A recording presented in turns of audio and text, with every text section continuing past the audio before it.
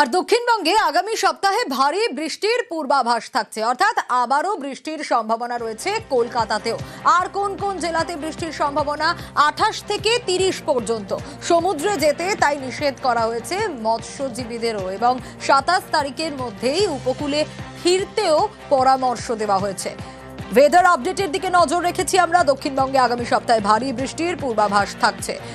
কবে কবে ভারী বৃষ্টির পূর্বাভাস থাকছে? 28 থেকে 30 অক্টোবর সমুদ্রে যেতেও নিষেধাজ্ঞা মৎস্যজীবীদের।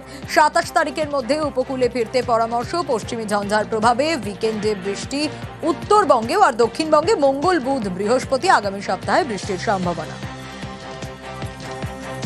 দক্ষিণবঙ্গে বৃষ্টিপাত মেনলি 28 থেকে 31 তারিখ এই পিরিয়ডটায় কিছুটা বাড়ার সম্ভাবনা।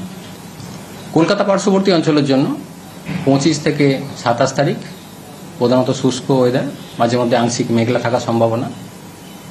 28 তারিখে কিছুটা বৃষ্টিপাতের সম্ভাবনা রয়েছে, হালকা থেকে মাঝারি ধরনের। 29 তারিখে বৃষ্টিপাতের ইন্টেন্সিটি কিছুটা বাড়ার সম্ভাবনা, বিশেষ করে 29-30 তারিখ। মৎস্যজীবীদের জন্য 28 থেকে 30 এই পিরিয়ডটায় সমুদ্রে যেতে নিষেধ করা হয়েছে পশ্চিমবঙ্গের মৎস্যজীবীদের জন্য। 28 তারিখে দু এক জায়গায় হালকা বৃষ্টির সম্ভাবনা থাকছে উত্তরবঙ্গের জেলাগুলিতে। 29 থেকে বিশেষ করে 30-31 তারিখ উত্তরবঙ্গে বৃষ্টিপাতের পরিমাণ কিছুটা বাড়ার সম্ভাবনা থাকবে।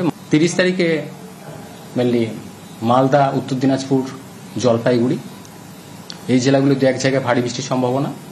31 তারিখে জলপাইগুড়ি, আলিপুরদুয়ার এই জেলাগুলো দু এক জায়গায় ভারী বৃষ্টির সম্ভাবনা রয়েছে।